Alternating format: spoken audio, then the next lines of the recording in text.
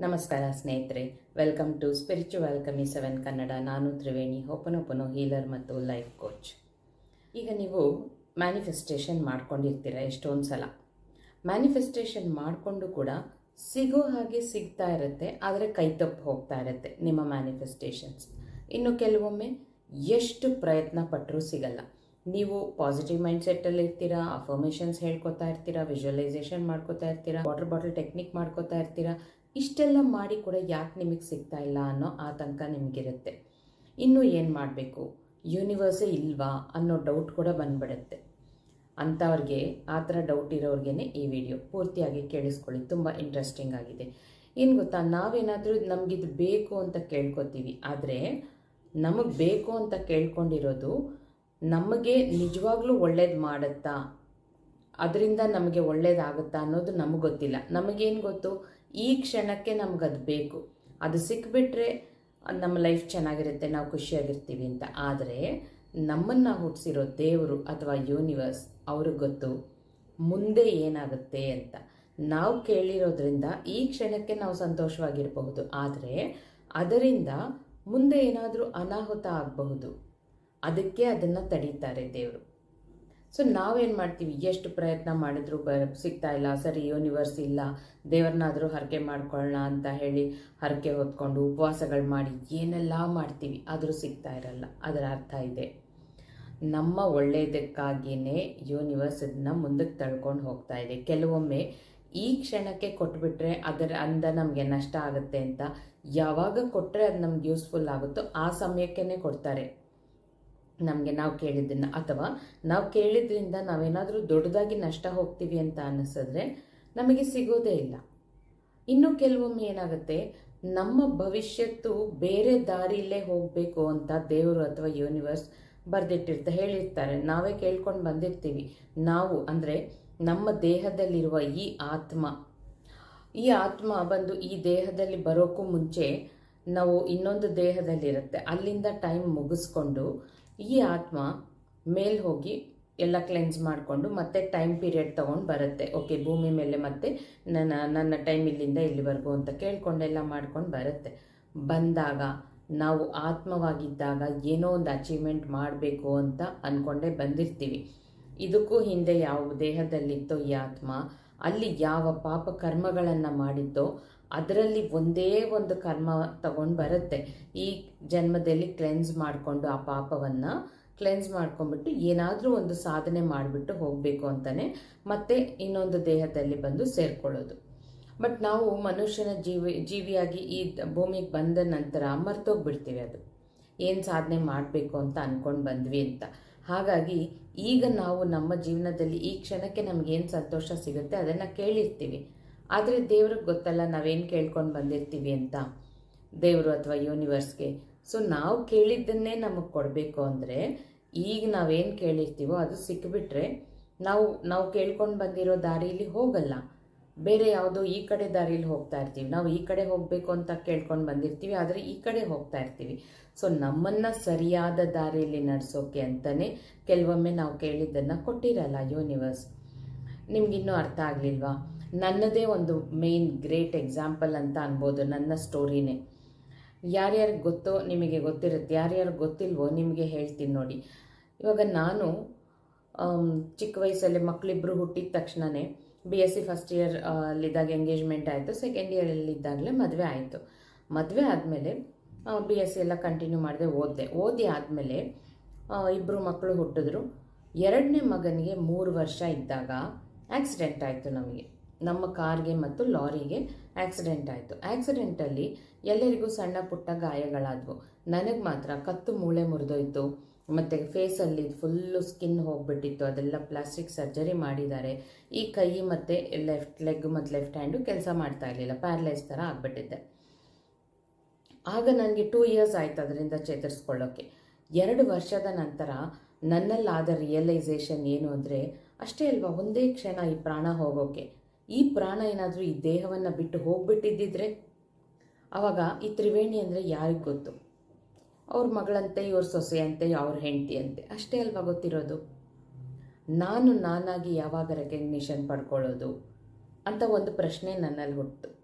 ಏನಾದರೂ ಸಾಧನೆ ಮಾಡಬೇಕು, ನನಗೆ ಅಂತ ಒಂದು ಹೆಸರನ್ನು ಕ್ರಿಯೇಟ್ ಮಾಡ್ಕೋಬೇಕು, ಒಂದು ಚರಿತ್ರೆಯನ್ನು ಸೃಷ್ಟಿ ಮಾಡಬೇಕು ನಾನು ಅನ್ನೋದು ಅವತ್ತು ನನ್ನ ಈ ತಲೆಯಲ್ಲಿ ಬಂತು. ಸರಿ, ಇನ್ನು ಮಕ್ಕಳು ಚಿಕ್ಕವರು, ನಾನು 2 ಇಯರ್ಸ್ ಆಯಿತು ಚೇತರಿಸ್ಕೊಳ್ಳೋಕ್ಕೆ ಅಂತೆಲ್ಲ ಅಂದ್ಕೊಂಡಿದ್ದೆ. ಅದಾದಮೇಲೆ ಒಂದು ಟೆರಕೋಟಾ ಜ್ಯುವೆಲ್ರಿ ಮಾಡೋಕ್ಕೆ ಶುರು ಮಾಡಿದೆ. ಅಂದರೆ ಮಣ್ಣಿನಿಂದ ಆಭರಣಗಳನ್ನು ಮಾಡೋದು. ಅದು ಸುಮ್ಮನೆ ಹಾಬಿ ಅಂತ ಮಾಡೋಕ್ಕೆ ಶುರು ಮಾಡಿದೆ. ಅದು ಬೈ ಡಿಫಾಲ್ಟ್ ಅದು ಒಂದು ದೊಡ್ಡ ಬಿಸ್ನೆಸ್ ಆಗಿ ಬದಲಾಯಿತು. ಮಣ್ಣಿನಿಂದ ಕಿವಿ ಓಲೆ, ಜುಮ್ಕ ಮತ್ತು ಸರಗಳು ಆ ಥರದ್ದೆಲ್ಲ ಮಾಡ್ತಿದ್ದೆ. ಬಳೆಗಳು, ಡಾಬು, ವಂಕಿ, ಆಮೇಲೆ ಜಡೆ ಬೀಳೆಗಳು, ಈ ಥರ ಪ್ರತಿಯೊಂದು ಆಭರಣಗಳನ್ನು ಮಾಡ್ತಾಯಿದ್ದೆ.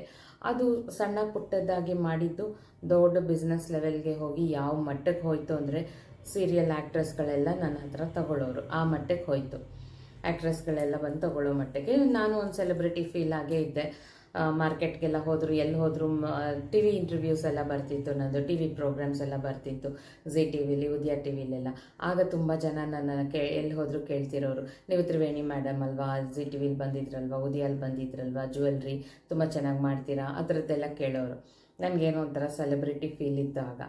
ಸೊ ಆಗ ನನಗೆ ನಾನು ಇದನ್ನೇ ಕೇಳ್ಕೊಂಡು ಬಂದಿದ್ದು, ಏನೋ ಒಂದು ಅಚೀವ್ ಮಾಡಬೇಕು ಅಂತ, ಒಂದು ಹೆಸರು ಮಾಡ್ಕೋಬೇಕು ಅಂತ. ಈಗ ನಾನು ಎಲ್ಲಿ ಹೋದರೂ ಜನ ನನ್ನನ್ನು ರೆಕಗ್ನೈಸ್ ಮಾಡ್ತಾ ಇದ್ದಾರೆ ಅಂದರೆ ಇದನ್ನೇ ನಾನು ಕೇಳ್ಕೊಂಡು ಬಂದಿದ್ದು ಅಂತ ಅಂದ್ಕೊಂಡಿದ್ದೆ.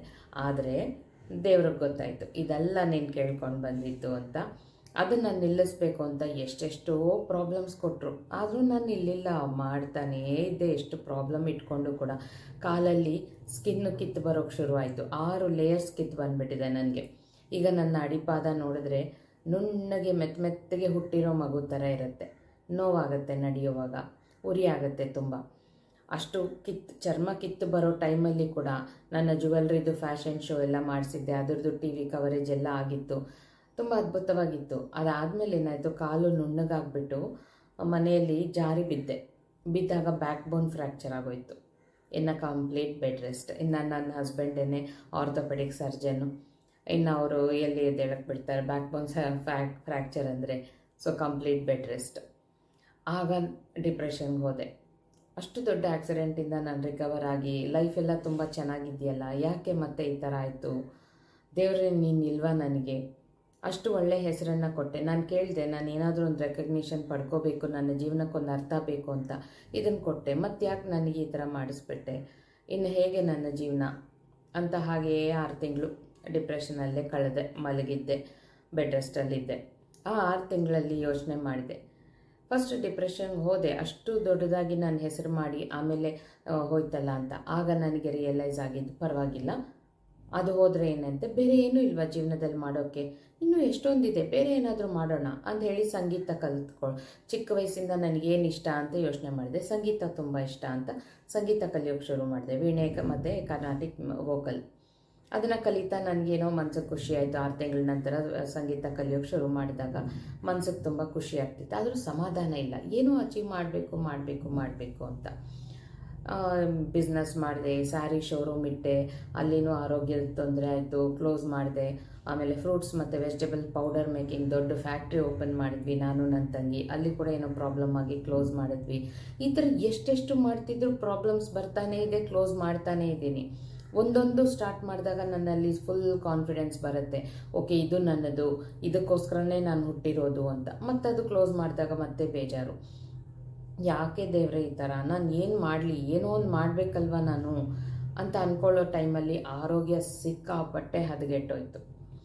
ಆಗ ಡಾಕ್ಟರ್ಸ್ ಎಲ್ಲ ಏನು ಮಾಡೋಕ್ಕಾಗಲ್ಲ ಅಂತ ಕೈ ಬಿಟ್ಟರು. ಕಾಲು ಸಿಕ್ಕಾಪಟ್ಟೆ ಉರಿ. ಆ ಥರ ಇದ್ದ ಕಂಡೀಷನಲ್ಲಿ ನಮ್ಮಮ್ಮ ನನಗೆ ಈ ಲಾ ಆಫ್ ಅಟ್ರ್ಯಾಕ್ಷನ್ ಅಂತ ಅದೇನೋ ಇದೆ ನೋಡು, ಅದು ನಾವೇನು ಅಂದ್ಕೊಂಡ್ರೆ ಅದಾಗುತ್ತಂತೆ, ಇದನ್ನ ಕಲ್ತ್ಕೋ ಅಂತ ಹೇಳ್ತಾನೇ ಇದ್ರು. 2 ವರ್ಷ ಕಳೀತು, ಅವ್ರು ಹೇಳ್ತಾನೆ ಇದ್ದಾರೆ. ನಾನು ಹೋಗಮ್ಮ ಡಾಕ್ಟರ್ಸ್ ಕೈಲೇ ಆಗಲಿಲ್ಲ, ಅದೇನಾಗುತ್ತೆ ಅಂತ ತಳ್ಕೊಂಡೇ ಬರ್ತಿದ್ದೆ. ಆಮೇಲೆ ಇನ್ನು ನನ್ನ ಕೈಲಿ ಆಗಲಿಲ್ಲ ಅನ್ನೋವಾಗ ಒಂದಿನ ಅಮ್ಮನ ಮನೆಗೆ ಹೋದಾಗ ಅವ್ರ ಫೋನಲ್ಲಿ ಏನೋ ಸೆಟ್ಟಿಂಗ್ ಮಾಡ್ಕೊಳ್ಳೋಕೆ ಹೇಳಿದ್ರು. ಆ ಸೆಟ್ಟಿಂಗ್ ಮಾಡೋ ಟೈಮಲ್ಲಿ ಕೆಲವು ವೀಡಿಯೋಸನ್ನು ನೋಡಿದೆ, ಕೇಳಿಸ್ಕೊಂಡೆ, ಇದೇನೋ ಇಂಟ್ರೆಸ್ಟಿಂಗ್ ಆಗಿದೆಯಲ್ಲ ಅಂತ ಅಂದ್ಕೊಂಡು ಮನೆಗೆ ಬಂದಮೇಲೆ ಆ ವೀಡಿಯೋಸ್ನೆಲ್ಲ ನೋಡಿದೆ. ಏನಿದು ಲಾ ಆಫ್ ಅಟ್ರ್ಯಾಕ್ಷನ್ ಅಂತ ಅಷ್ಟೇ ನೋಡಿದ್ದೆ ತಡ. ದಿ ಬೆಸ್ಟ್ ಗುರುಗಳು ಯಾರ್ಯಾರಿದ್ದಾರೋ ಒಂದೊಂದು ಸಬ್ಜೆಕ್ಟಲ್ಲೂ ಅವ್ರ ಹತ್ರ ಹೋದೆ, ಕಲ್ತ್ಕೊಂಡು ಇನ್ನೂ ನನಗೆ ಸ್ಯಾಟಿಸ್ಫೈ ಆಗಲಿಲ್ಲ. ಇನ್ನೂ ಅದ್ರ ಬಗ್ಗೆ ಒಂದೊಂದು ಕೋರ್ಸ್ ಬಗ್ಗೆನೂ ಜಾಸ್ತಿ ನಾನು ರಿಸರ್ಚ್ ವರ್ಕ್ಗಳನ್ನು ಮಾಡೋಕ್ಕೆ ಶುರು ಮಾಡಿ ಈಗ ಒಂದಷ್ಟು ನಾಲೆಡ್ಜನ್ನು ಇಲ್ಲಿ ತುಂಬಿಸ್ಕೊಂಡು ನಿಮ್ಮ ಮುಂದೆ ಬಂದು ಕೂತಿದ್ದೀನಿ. ಸೊ ಈಗ ನನಗೆ ಅರ್ಥ ಆಗ್ತಾ ಇದೆ, ಇದನ್ನು ನಾನು ಕೇಳ್ಕೊಂಡು ಬಂದಿದ್ದು ಇದು ನನ್ನದು ಅದೆಲ್ಲ ಅಲ್ಲ, ಇಲ್ಲಿವರೆಗೂ ನಾನು ಏನೇನು ಮಾಡಿದ್ದೆ ಅದು ನನ್ನದಲ್ಲ. ಈಗ ಅರ್ಥ ಆಗ್ತಿದೆಯಾ? ನಾನು ಇದರಲ್ಲಿ ಟೆರಕೋಟಲ್ಲಿ ಎಷ್ಟೆಷ್ಟು ಬಿಸ್ನೆಸ್ ಮಾಡಿದ್ದೆ, ಆದರೂ ಅದು ನನ್ನದಲ್ವಲ್ಲ. ಯೂನಿವರ್ಸಿಗೆ ಗೊತ್ತು, ದೇವ್ರಿಗೆ ಗೊತ್ತು ನನ್ನದು ಯಾವುದು ಅಂತ. ಅದಕ್ಕೆ ನನ್ನನ್ನು ಈ ದಾರಿಲಿ ಬೆಳೆಸಬೇಕು ಅಂತಾನೆ ಅಲ್ಲಿಂದ ನನ್ನನ್ನು ಬೀಳೋ ಹಾಗೆ ಮಾಡಿದ್ದು. ಅದಾದಮೇಲೆ ನಾನು ಎಷ್ಟು ಪ್ರಯತ್ನಗಳನ್ನು ಮಾಡಿದ್ರೂ ಯಾವುದೂ ಸಕ್ಸಸ್ ಆಗಲಿಲ್ಲ. ಬಟ್ ಇದಕ್ಕೆ ಬಂದಮೇಲೆ ಎಲ್ಲ ಚೆನ್ನಾಗಿದೆ, ಆರೋಗ್ಯ ಚೆನ್ನಾಗಿದೆ, ರಿಲೇಷನ್ಶಿಪ್ ಚೆನ್ನಾಗಿದೆ, ಕರಿಯರ್ ಚೆನ್ನಾಗಿದೆ, ಮನಿ ಚೆನ್ನಾಗಿದೆ, ಎಲ್ಲ ಚೆನ್ನಾಗಿದೆ. ಓವರಾಲ್ ಆಗಿ ನನ್ನ ಫ್ರೀಕ್ವೆನ್ಸಿ ಚೆನ್ನಾಗಿದೆ, ಖುಷಿಯಾಗಿದ್ದೀನಿ, ನಾನು ಖುಷಿಯಾಗಿದ್ದೀನಿ, ನನ್ನ ಫ್ಯಾಮಿಲಿಲಿ ಎಲ್ಲರೂ ಖುಷಿಯಾಗಿದ್ದಾರೆ, ಜೀವನನೇ ಖುಷಿಯಾಗಿದೆ, ಚೆನ್ನಾಗಿದೆ. ಎಷ್ಟೆಷ್ಟು ಜನರಿಗೆ ಅವರವರ ಪ್ರಾಬ್ಲಮ್ಸನ್ನು ಸಾಲ್ವ್ ಮಾಡಿ ಕೊಡ್ತಾ ಇದ್ದೀನಿ. ಸೊ ಈಗ ನನಗೆ ಆತ್ಮತೃಪ್ತಿ ಆಗ್ತಾ ಇದೆ. ಎಸ್, ಇದು ನನ್ನದು, ಇದಕ್ಕೆ ನಾನು ಬದುಕಿರೋದು. ಆವತ್ತು ಸಾವು ಬದುಕಿನಿಂದ ನಾನು ಉಳ್ಕೊಂಡಿರೋದೇ ಇದಕ್ಕೋಸ್ಕರನೇ ಅನ್ನೋದು ಪ್ರತಿ ಒಂದು ಕ್ಷಣ ನನ್ನಲ್ಲಿದೆ. ಸೊ ಈಗ ಅರ್ಥ ಆಯ್ತಾ ನಿಮಗೆ ನಾನು ಹೇಳಿದ್ದೇನು ಅಂತ? ನಮಗೆ ಇದು ಕರೆಕ್ಟು ಅಂತ ಅನಿಸಿ ನಾವೊಂದು ಕೆಲಸ ಮಾಡ್ತೀವಿ, ಆದರೆ ದೇವ್ರಿಗೆ ಗೊತ್ತು ಯಾವುದು ಕರೆಕ್ಟ್ ಯಾವುದು ರಾಂಗ್ ಅಂತ.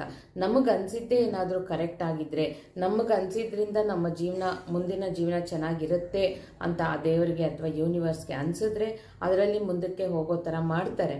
ಅಥವಾ ನಾವೇನಾದರೂ ಅದರಲ್ಲಿ ಹೋದರೆ ಅದು ನಮಗೆ ಸರಿಯೇ ಹೋಗಲ್ಲ, ತೊಂದರೆಗಳು ಬರುತ್ತೆ ಅಂತ ಅನಿಸಿದ್ರೆ ಅದು ನಾವೆಷ್ಟು ಪ್ರಯತ್ನ ಪಟ್ಟರೂ ಆಗಲ್ಲ. ಮತ್ತೆ ಮತ್ತೆ ಪ್ರಯತ್ನ ಪಡ್ತಾ ಇರೋಣ, ಯಾಕೆಂದರೆ ನಮಗೆ ಗೊತ್ತಿಲ್ಲ ಯಾವುದು ನಮ್ಮದು ಅಂತ. ದೇವ್ರೇನು ಬಂದು ನಮಗೆ ಹೇಳಲ್ಲ, ಯೂನಿವರ್ಸ್ ನಮಗೆ ಹೇಳಲ್ಲ, ನಾವೇ ಹುಡುಕಾಟ ಮಾಡಬೇಕು. ನಮ್ಮಲ್ಲಿ ಒಂದು ಮಾಡಿದ್ವಾ, ಇದು ನಮ್ಮ ಕೈಲಾಗಲಿಲ್ವಾ, ಓಕೆ ಪರವಾಗಿಲ್ಲ, ಇದು ನನ್ನದಲ್ಲ, ಇನ್ನೇನು, ನನ್ನಲ್ಲಿ ಯಾವ ಯಾವ ಟ್ಯಾಲೆಂಟ್ ಇದೆ, ನನ್ನಲ್ಲಿ ಏನು ಆಸೆಗಳಿವೆ ಅಂತ ನಿಮ್ಮಲ್ಲಿ ನೀವೇ ಹುಡುಕಿ ಏನೋ ಒಂದು ಮಾಡ್ತಾ ಇರಿ. ಯಾವುದರಲ್ಲಿ ಸಕ್ಸಸ್ ಆಗ್ತೀರಾ ಅದು ನಿಮ್ಮದು. ಅದರಲ್ಲಿ ನಿಮಗೆ ಯೂನಿವರ್ಸ್ ನೀವೇನು ಕೇಳಿದರೆ ಅದು ಕೊಡುತ್ತೆ. ಸೊ ಈಗ ಅರ್ಥ ಮಾಡ್ಕೊಳ್ಳಿ, ನೀವು ಕೇಳಿದ್ದೇನಾದರೂ ಏನೇ ಮಾಡಿದ್ರು ಯೂನಿವರ್ಸ್ ನಿಮಗೆ ಕೊಡ್ತಾ ಇಲ್ಲ ಅಂದರೆ ಮುಂದೆ ನೀವು ಬೇರೆ ಏನೋ ಕೇಳಿದ್ದೀರಾ, ಅದರಲ್ಲಿ ನೀವು ಚೆನ್ನಾಗಿ ಹೆಸರು ಮಾಡ್ಕೊಳ್ತೀರಾ, ನೀವು ಕೇಳಿದ್ದನ್ನು ಪಡ್ಕೊಳ್ತೀರಾ. ಅದು ಸಿಗಬೇಕು ಅಂದರೆ ಇವತ್ತಿದು ಸಿಗಬಾರ್ದು. ಅರ್ಥ ಆಯ್ತಾ? ಸೊ ಇವತ್ತು ನೀವು ಇನ್ನೂ ಒಂದು ಎಕ್ಸಾಂಪಲ್ ಹೇಳಬೇಕಂದ್ರೆ, ಈಗ ಯಾರಾದರೂ ಒಬ್ಬರು ಅವರು ಒಂದು ದೊಡ್ಡ ಬಿಸ್ನೆಸ್ ಮ್ಯಾಗ್ನೆಟ್ ಆಗೋ ಕೆಪಾಸಿಟಿ ಇರುತ್ತೆ ಅವ್ರಿಗೆ, ಆದರೆ ಅವ್ರಿಗೆ ಅದು ಗೊತ್ತಿರಲ್ಲ. ಚಿಕ್ಕದೊಂದು ಜಾಬ್ಗೆ ಪ್ರಯತ್ನ ಪಡ್ತಿರ್ತಾರೆ, ಒಂದು 30,000 ಬರೋವಂಥ ಒಂದು ಜಾಬ್ಗೆ ಪ್ರಯತ್ನ ಮಾಡ್ತಿರ್ತಾರೆ. ಅವ್ರಿಗೆ ಏನು ಬೇಕು ಎಲ್ಲ ಸಿಗ್ತಾ ಇರುತ್ತೆ, ಎಷ್ಟು ಪ್ರಯತ್ನ ಪಟ್ಟರೂ ಜಾಬ್ ಮಾತ್ರ ಸಿಗ್ತಾ ಇರಲ್ಲ. ಆಗೇನಾಗುತ್ತೆ, ಬೇಜಾರಾಗುತ್ತೆ. ನಾನು ಮ್ಯಾನಿಫೆಸ್ಟೇಷನ್ಸ್ ಮಾಡಿಕೊಂಡೆ, ಎಷ್ಟೆಷ್ಟು ಟೆಕ್ನಿಕ್ಗಳು ಮಾಡಿದೆ, ಆದರೂ ಸಿಗ್ತಾ ಇಲ್ವಲ್ಲ ನನಗೆ ಜಾಬು ಅಂತೆಲ್ಲ ಮಾಡ್ಕೊಂಡು ಬೇಜಾರು ಮಾಡ್ಕೊಂಡಿರ್ತಾರೆ. ಆಮೇಲೆ ಹೀಗೆ ಜಾಬ್ಗಳ ಬಗ್ಗೆ ಪ್ರಯತ್ನ ಮಾಡ್ತಾ ಮಾಡ್ತಾ ಮಾಡ್ತಾ ಮಾಡ್ತಾ ಒಂದು ದಿನ ಅವ್ರದ್ದೇ ಒಂದು ದೊಡ್ಡ ಎಂಪೈರ್ ಆಗಿ, ಒಂದು ದೊಡ್ಡ ಬಿಸ್ನೆಸ್ ಮ್ಯಾಗ್ನೆಟ್ ಆಗಿ ಅವರು ಒಂದು ದೊಡ್ಡ ಸಂಸ್ಥೆಯನ್ನು ಮಾಡ್ತಾರೆ. ಆ ಥರ. ಸೊ ಆ ಥರ ಅವ್ರು ಆಗಬೇಕಂದ್ರೆ ಇಲ್ಲಿ ಸಿಗಬಾರ್ದು. ಇಲ್ಲಿ ಸಿಕ್ಕಿಬಿಟ್ರೆ ಅಲ್ಲೇ ತಾನೇ ಸೆಟ್ಲ್ ಆಗ್ತಾರೆ, ಆ ಅಚೀವ್ಮೆಂಟ್ ಮಾಡೋಕ್ಕಾಗಲ್ವಲ್ಲ, ಆ ಥರ. ಈಗ ಅರ್ಥ ಆಯ್ತಲ್ಲ? ಸೊ ನೀವೀಗೇನು ಕೇಳ್ಕೊಂಡಿದ್ದೀರಾ ಅದು ನಿಮಗೆ ಸಿಗ್ತಾ ಇಲ್ಲ ಅಂದರೆ ಅದು ನಿಮ್ಮದಲ್ಲ. ಸೊ ಅದನ್ನು ಬಿಟ್ಬಿಡಿ. ನೆಕ್ಸ್ಟ್ ಏನು, ವಾಟ್ ನೆಕ್ಸ್ಟ್? ಯೂನಿವರ್ಸ್ ನೆಕ್ಸ್ಟ್ ಇದು ನಾನು ಏನು ಮಾಡಬೇಕು, ನನಗೆ ದಾರಿ ತೋರಿಸು ಅಂತ ಯೂನಿವರ್ಸ್ ಜೊತೆನೇ ಮಾತಾಡ್ಕೊಳ್ಳಿ.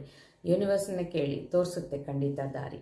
ಸೊ ಯೂನಿವರ್ಸ್ನ ಕೇಳಿಕೊಂಡು ನಿಮ್ಮ ದಾರಿಯನ್ನು ನೀವು ಹುಡುಕೊಂಡು ನೀವೆಲ್ಲರೂ ಜೀವನದಲ್ಲಿ ಅದ್ಭುತವಾಗಿ ವಿಜಯಶಾಲಿಯಾಗಿ ಒಂದು ಅದ್ಭುತವಾದ ಮಾರ್ಗದಲ್ಲಿ ನಡೆದು ಎಲ್ಲರೂ ಆನಂದವಾಗಿ ಆರೋಗ್ಯವಾಗಿ ಸಕಲ ಸೌಭಾಗ್ಯಗಳಿಂದ ಇದ್ದು ಪ್ರತಿ ಒಬ್ಬರು ಏನಾದರೂ ಒಂದು ಅಚೀವ್ಮೆಂಟನ್ನು ಮಾಡಬೇಕು ಅಂತ ಹೇಳ್ತಾ ಇಲ್ಲಿಗೆ ನನ್ನ ಮಾತುಗಳನ್ನು ಮುಗಿಸ್ತಾ ಇದ್ದೀನಿ ಸ್ನೇಹಿತರೆ.